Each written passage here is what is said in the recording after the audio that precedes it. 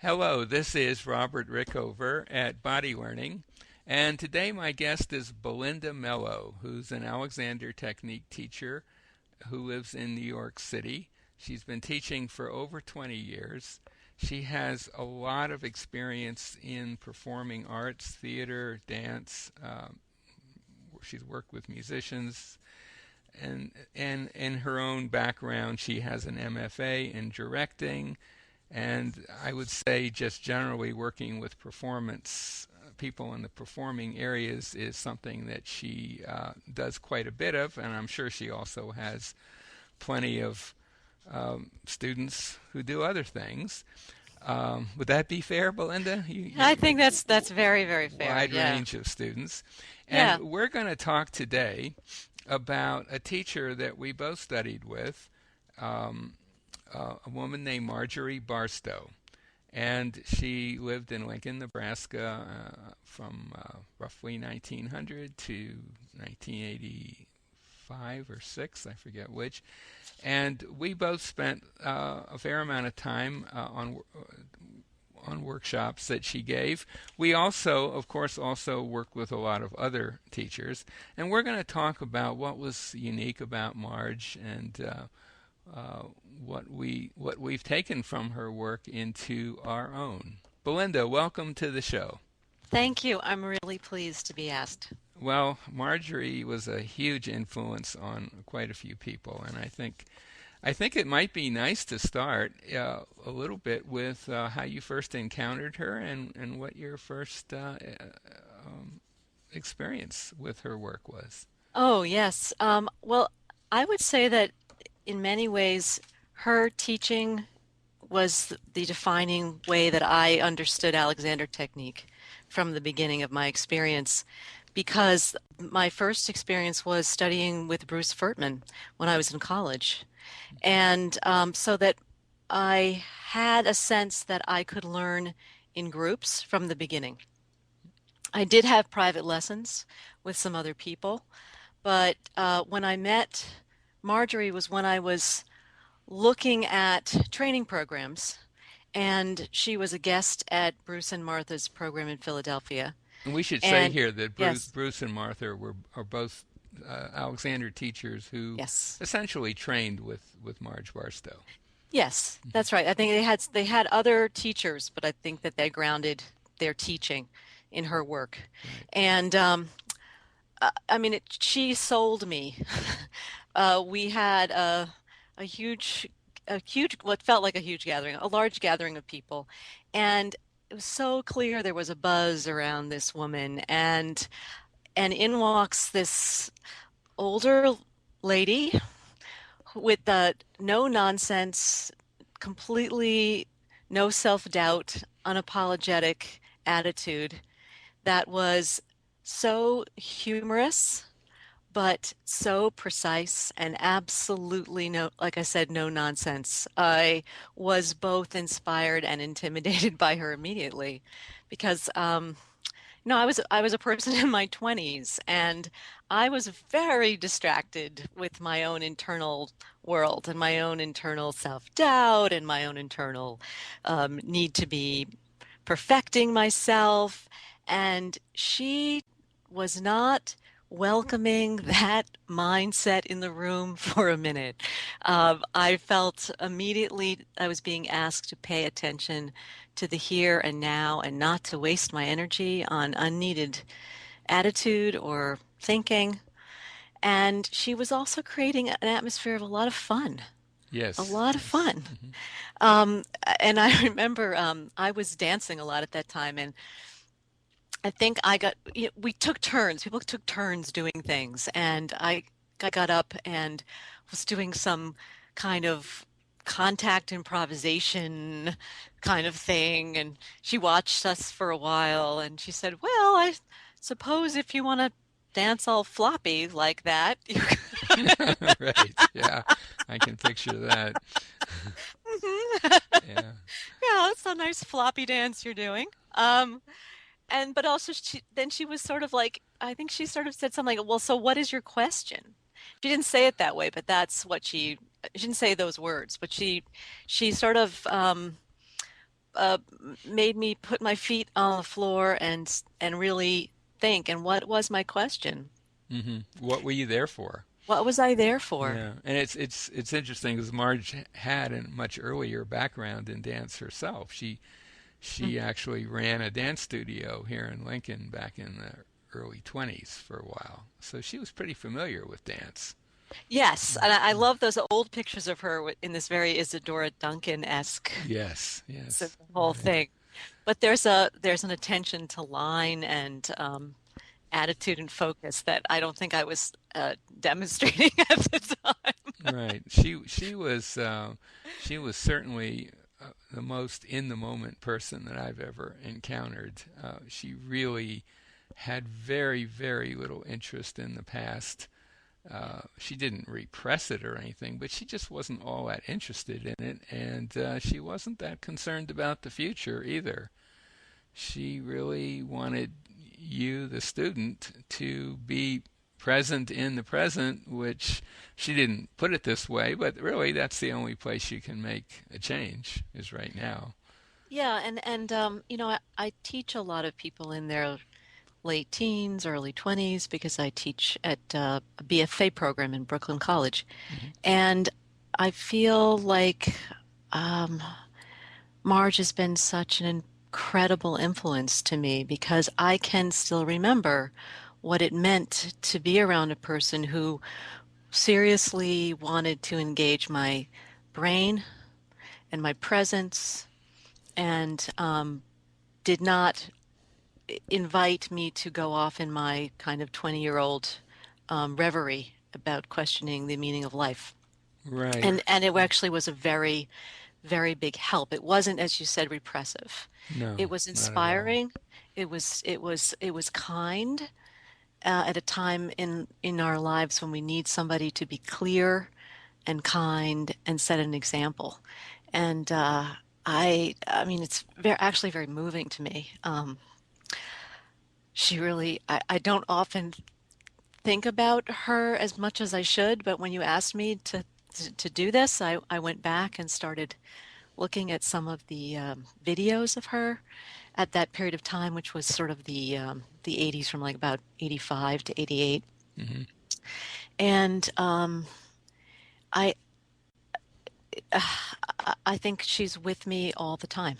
Yeah, I would say the same thing about that. I'd echo that last thought of yours that I feel. I mean, I was in the middle of a training course, an Alexander training course in England when I first met Marge. I was about halfway through, and I flew from London over to England for a winter workshop that she gave in 78, 79, or 79, 80.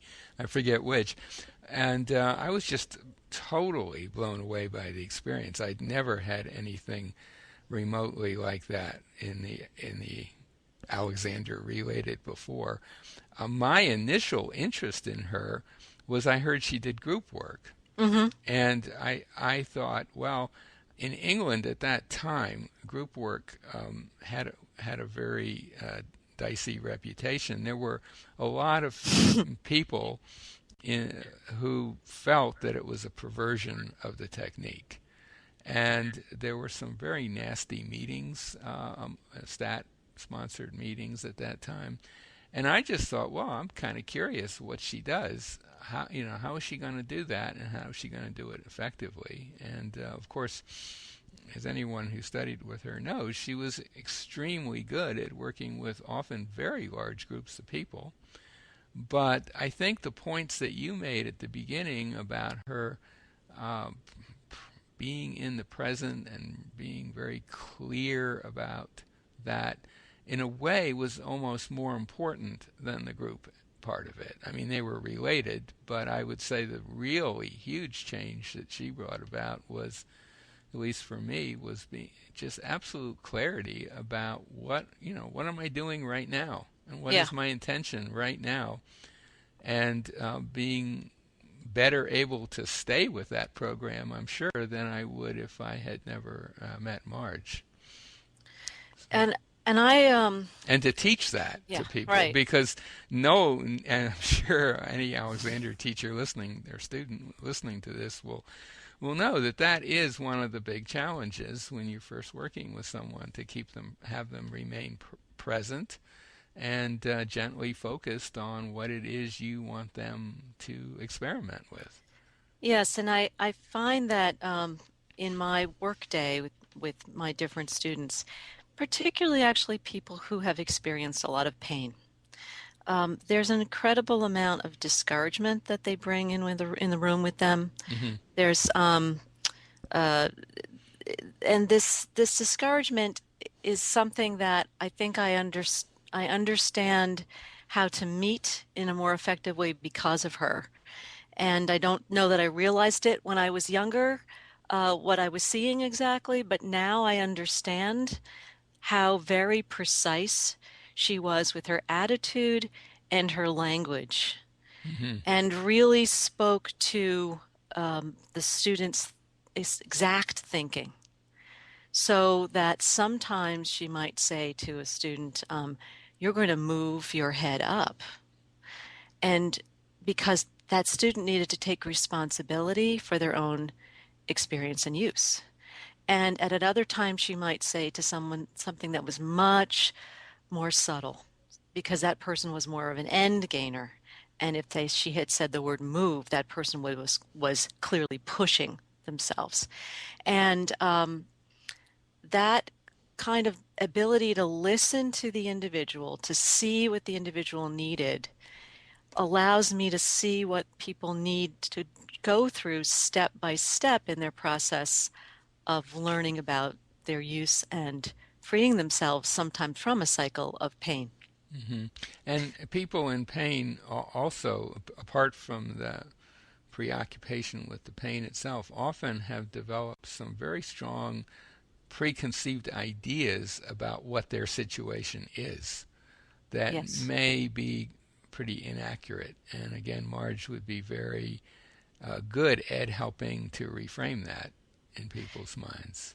Yes. Hmm. And she would, and the thing was about it, she could do this in a group and she Yes. could do it with the individual she was working with. And so that sitting in a group, I was learning a tremendous amount. And I can remember a very specific time with that where she was working on people and there was some question about inhibition that came up. And she was, she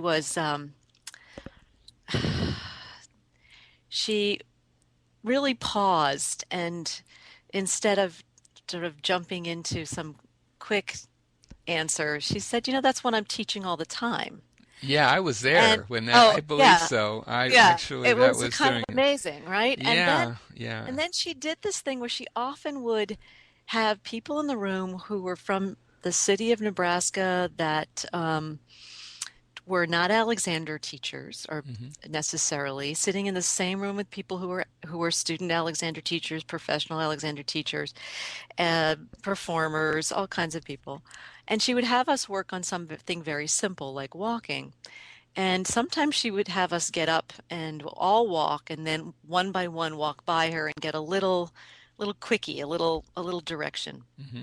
And I can remember that I was able to put together that question and answer, those examples I was watching that day, and the experience of her hands in that quick little moment I had with her, where it was so clear that there was no alternative Hmm. for me that but to free my neck and move up, as that's our language for that. But there was no question that her hands, if I were to pull down my head with her hands on my head, I was going to meet up like meeting a brick wall.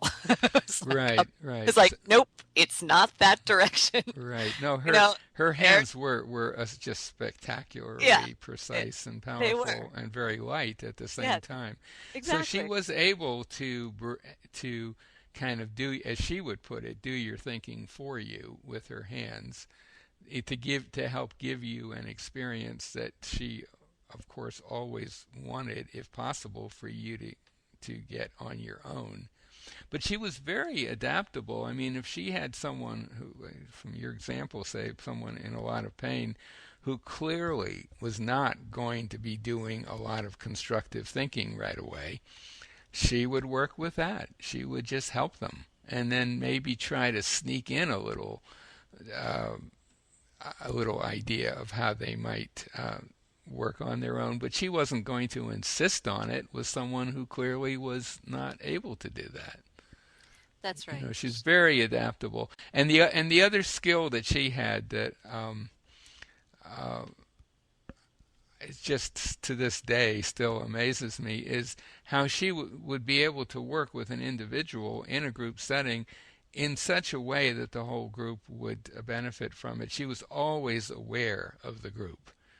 Yep. She would be helping an individual, but she knew that anything she said would was going out there to 50 or 60 or 70 pairs of ears, and that she had to be careful of her choice of language, and she just pulled that off brilliantly time after time. Yeah, she was really speaking to our thinking. She was speaking to the thinking that was going on in the room, Hmm. and speaking of the individual and the thinking of the individual that she was working with, and really bit by bit working through where the beliefs were that were getting in that person's way from Hmm. having constructive thinking, and bit by bit leading them to their own ability to have more constructive thinking in that moment. And that is just one of those amazing things that I was able to experience so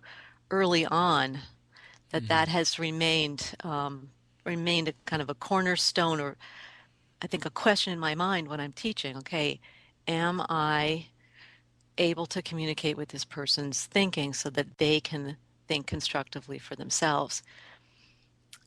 And it's amazing what beliefs you pull up. Right, right, exactly. My Exa- father is always my favorite example, where it's not always easy to give your parents an Alexander lesson. no, I it's remember not.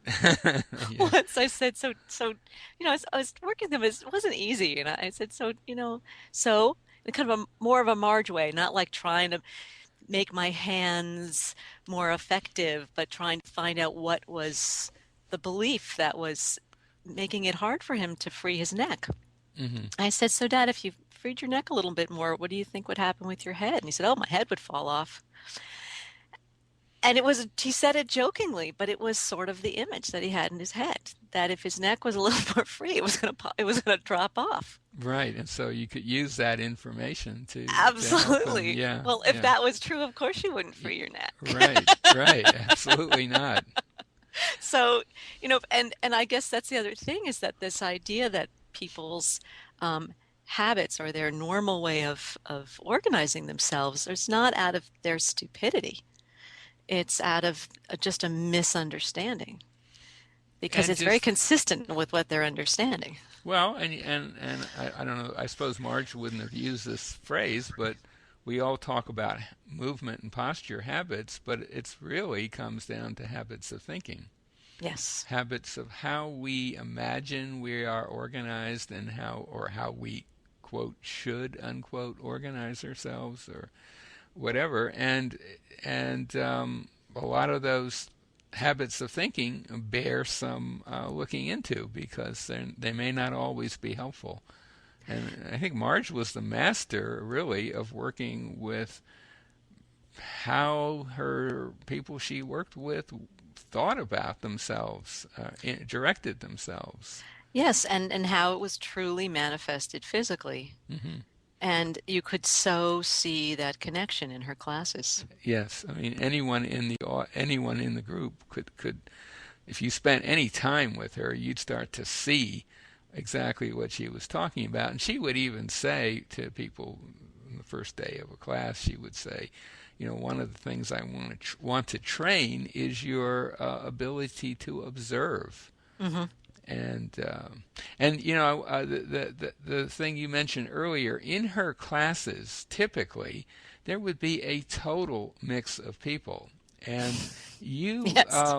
there would be in Lincoln anyway, people Yeah. would just drop in, friend of a friend. I hear there's this great Yeah. lady, and suddenly there'd be some student from UNL or just someone's father, or mother. Yes. I mean, it was just, and if you were just to walk into the room and look at the group of people there, you'd be very hard pressed to tell who was an experienced Alexander teacher and who was just had never encountered the technique before. Yeah. And she certainly didn't treat people any differently.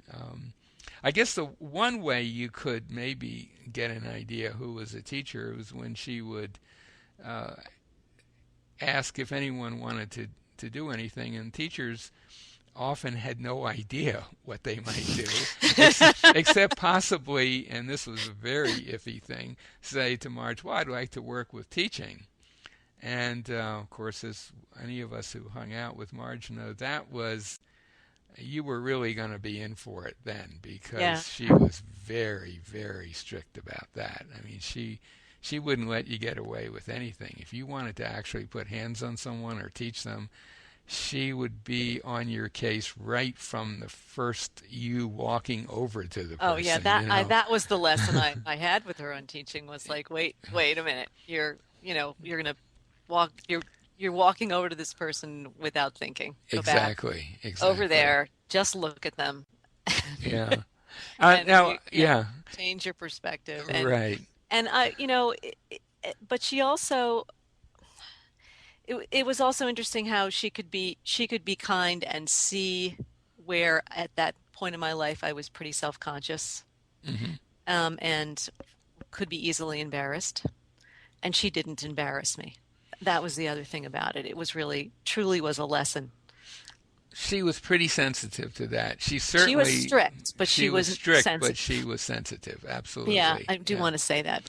And then she was a little sharp in some ways that were funny, so people could that would get somebody laughing at themselves. Hmm. She had that tendency to like poke people in the back of the knees when they were walking, when they were very Hmm. stiffly, Hmm. and Right. like trying Right. to hold on to the feeling in their head. She would like poke them in the back of the knees, get those knees moving, Right. Right. boing boing, and they would laugh and we would laugh and And they would learn something from they would that. learn something from it. Yeah. Yeah. Actually, I'd like to come back to that and to your earlier comment, how she would say to someone, "Well, you just got to move your head," but she would be careful to whom she said that and how she said it.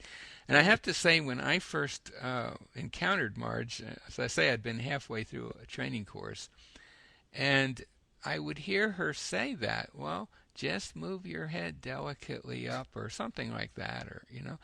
And I had, it took me several days of processing that and questioning her, because that went against everything I had was learning in England Right. about directing.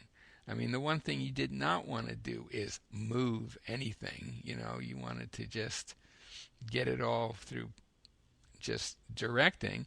And she's the one what I really got from that is, if you are directing, there is going to be a movement. There's no way Yeah. around that. And I Right. think that Marge kind of took it a little more from the other direction. She said, well, yeah, you got to move your head, but we're going to pay a lot of attention to how you do it. Uh, you know, Yeah, and I think her language just was very practical very and practical. could speak to the people who were the friend of the woman that liked her class and came in that day. Hmm. So there wasn't a lot of jargon. And as you said, if you're freeing and directing, then your head is moving. Right. So who's moving it? Is there a string coming from the ceiling moving your head? No. Right. She Is was it not Marge big on moving your she head? was not big on No. that image at all. No, She exactly. was So it's very not, yeah. let's not make this mysterious. Yeah. Yeah. It's moving and it's happening in you. It's Hmm. you that's moving, so move your head. That's how I took it or came to understand it. Not you should force your head to move. But you can see how for Mm, certain teachers, particularly absolutely. certain training traditions, and that would almost seem heretical. and Yeah.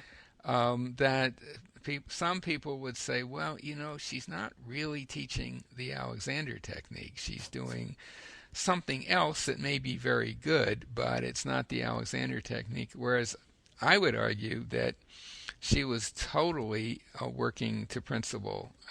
She may have she certainly developed, if you like, procedures for teaching that were not ones that I would imagine Alexander used, because I don't think when we know that Alexander did work with groups, he certainly worked with groups in the training course, and he also worked with groups much earlier on. The first group lesson was in 1895 in Melbourne, Australia, and he writes about it in his autobiography. But I think in general, he tended to work with individuals, and I don't think his orientation was towards groups the way Marge's had become. Right. But also, I think of two things, and one is that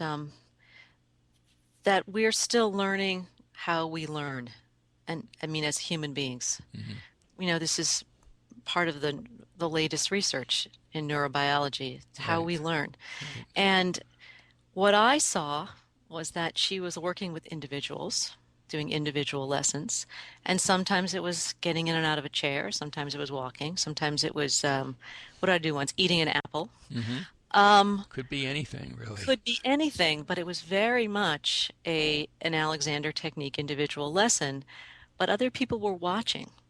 And those people were learning by what they were seeing, what they were following along with to their best ability in their experience, and they were going to get their own feedback eventually in the class when it was their turn. But also the person being worked with needed to be extremely present because they were being watched. You can't you change your behavior changes when you know you're being watched.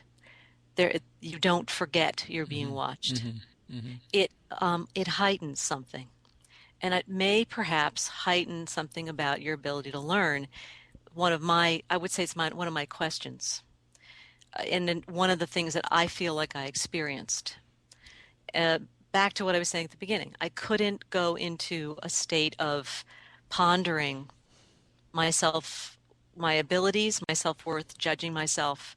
I had to attend to this interaction with Marge, with myself, while I was being watched. The Hmm. stakes were higher, and I don't know. I think it changes the experience to the point where there were times when I stopped feeling I stopped feeling so corporal. Um, I think the apple one was a moment when I ate the apple was a moment like this where uh, I I was eating. I was pregnant. So I needed to eat. Right. Um, I was in front of the group. I was also training to be a teacher, so I was even more probably stiffer and more self-conscious. Right. And she really asked me to engage my thinking differently, to go back to being having a less end-gaining, more process-oriented perspective with this activity. And I tasted the apple. I felt myself swallowing it, but I did not feel like um, I was not picturing myself in that moment.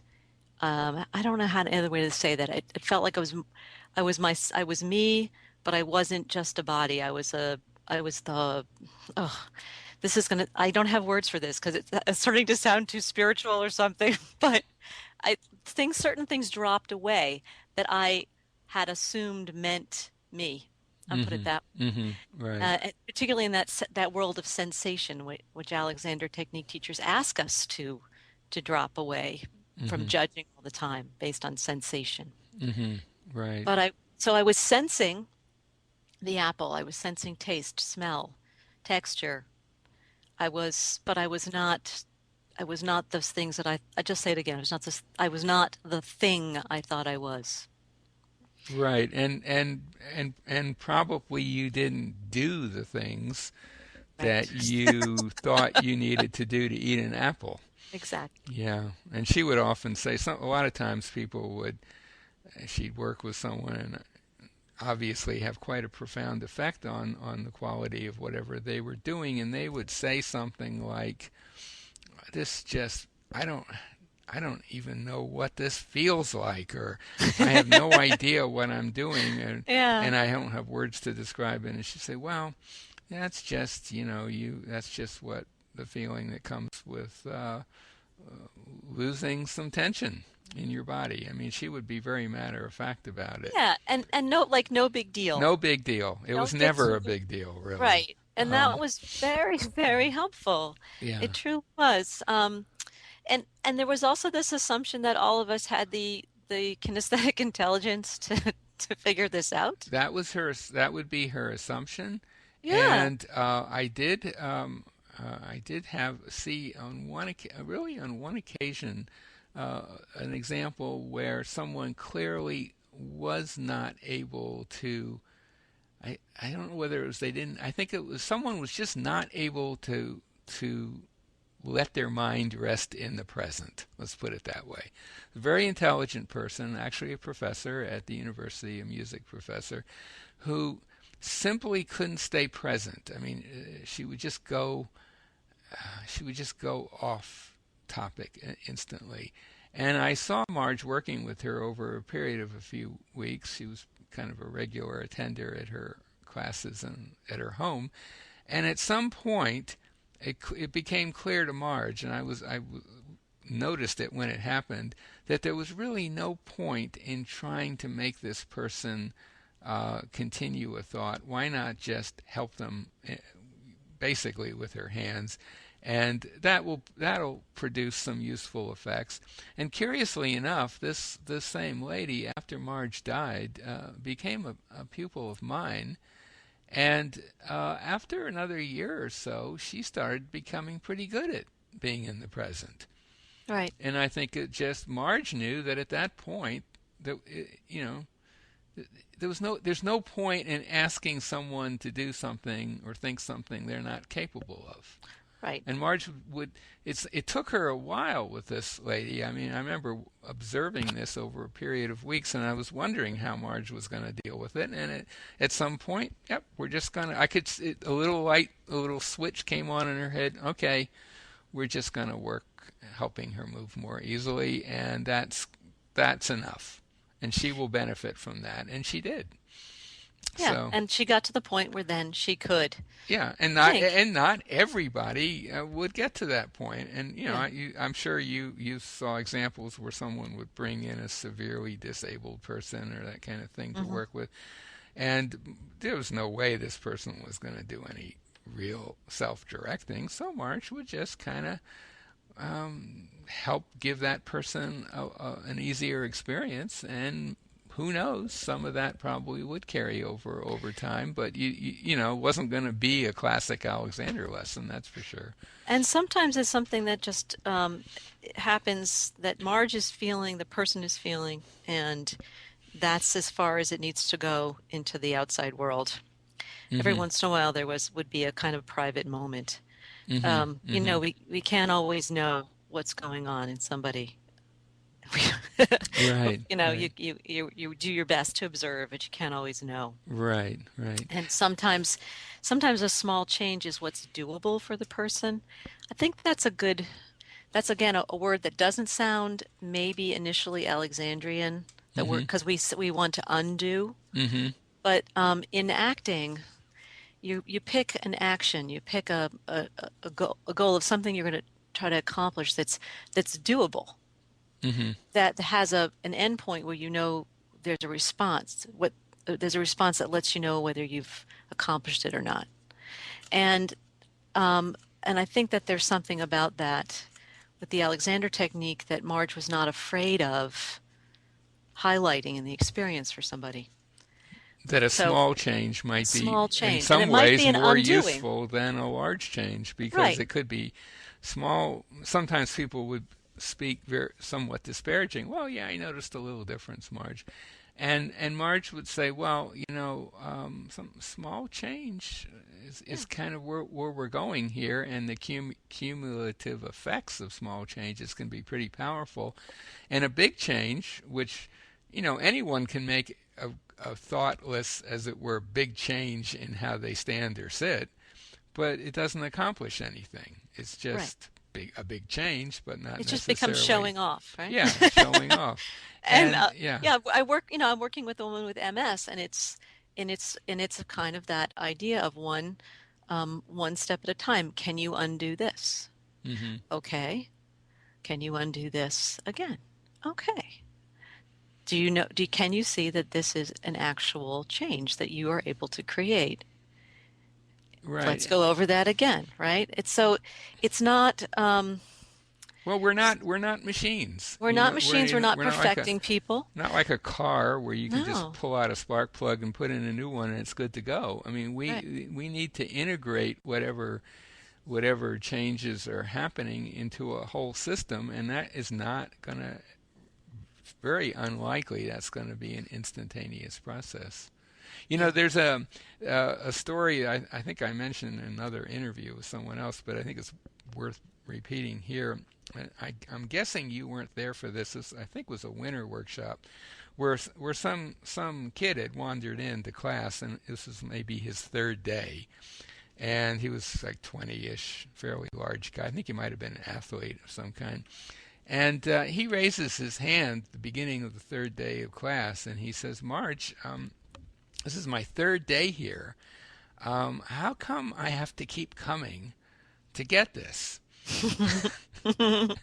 And of course, there were people who had been coming for years there, and of course, when someone would ask a question like that, It's such a good it's a question. good question, and It's such a good question. You and sound like how 20-year-olds also like will really ask you yeah, a why do I really have to kind good of? Why can't question. I just come for a lesson and get it?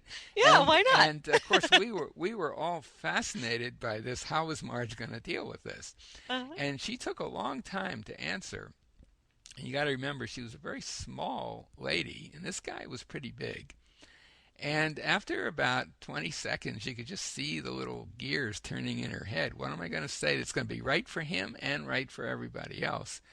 And she looked him right in the eye and she said, "I don't think your body could take it."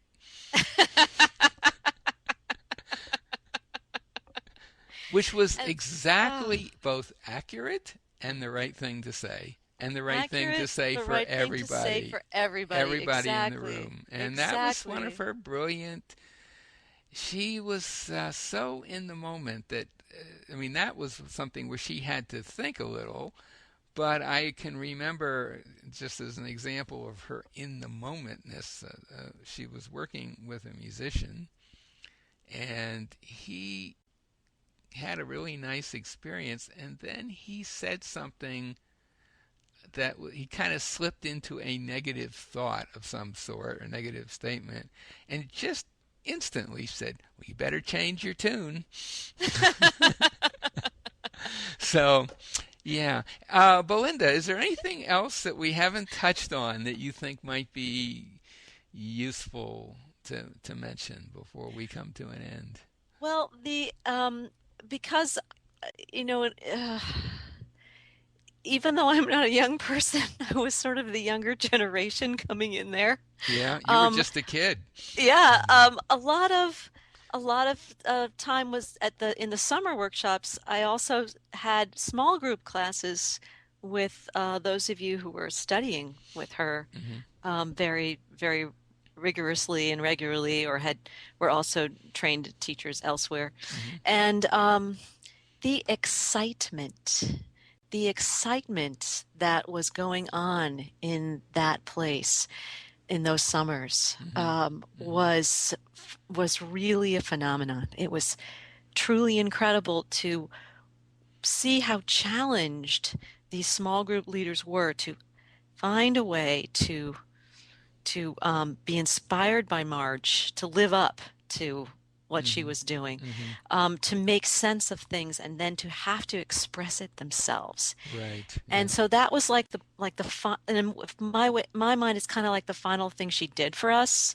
was to exemplify something that takes time and practice and precision, but you must do it yourself. You must articulate the work yourself. Mm-hmm. And And she yeah, was totally fine if you taught in a very different style than she did. She was not trying to turn out sort of cookie cutter clones of her ever. She wanted you to she wanted you to figure out ways of conveying the principles of the work to people, and each person would do it a little differently. And I'm sure you saw in those groups we all yeah, taught quite differently. yes, Uh, and sometimes it was more effective or less effective, but the but it really engendered a kind of excitement, intelligence, mhm. hard work that I think you would want to find in a group of people who are really excited by the the value of the discoveries that Alexander contributed to us. Yeah, and I always used to think that if Matthias Alexander were to stumble into one of her groups, he would he would think, "Wow, this is certainly not what I had imagined, but gosh, this is pretty good stuff." He would have seen that it was someone taking his principles and applying them in a different way than he had for the most part. And he, of course, we know that Alexander was very clear in his books that he felt he was just at the beginning of something and that Yeah. he fully expected all sorts of developments down the road. And I think he would have looked at Marge, and I'm sure quite a few other teachers today, as being doing exactly what he hoped would happen. I hope so, because certainly she was consistently coming back to the principles, saying over again she was teaching us the principles, and that it was up to us to employ the There principles. is probably no human being on the face of the planet who read Alexander's four books as consistently and over again and marked them up with little comments as she did. I mean, she was always coming back, especially to use of the self. I think that was the one. She was constantly referring to that. I believe it's the first chapter, Evolution of Hmm. the Technique. And she said many, many times, you should read that chapter and read it many times over. And she said the most important sentence in that whole chapter is where Alexander says, I I don't have the exact words, but I tried all sorts of things, way too numerous to mention that I'm not going to bother including here. And I think she thought that's exactly right. She was try something, experiment. That was her basic way of operating. See if it helps you. If it helps you, great. If not, then maybe you should move on. Yeah, I'd say said, put these principles into practice, Hmm. do something with them, and then the way that you're evaluating is whether you've stuck to principle or not. Exactly. It's just that simple. Just that simple. Well, I think on that note, and that is a phrase she used a lot. She would say, "This is too simple for you people." She did not say too easy. She was very careful about that, but definitely extremely simple. So maybe on that note, we should bring the conversation to an end. My guest today has been Belinda Mello, an Alexander teacher in New York City. And we'll put a link to Belinda's website by the interview. If you want to learn more about Marge and her teaching, you can go to a site that is all about her, marjoriebarstow.com. We'll put a link to that also by the interview. And from that site, you can find dozens and dozens of videos showing Marge teaching. There's a whole new video that's just come online in the last month or so that shows her teaching in Australia in 1986. There's a lot of material out there visual and some audio interviews of the kind we're doing, some pictures. Um, there's a lot of information about Marge available to anyone who's interested. Belinda, thank you so much for being on the show today. Thank you, Robert. It was a pleasure.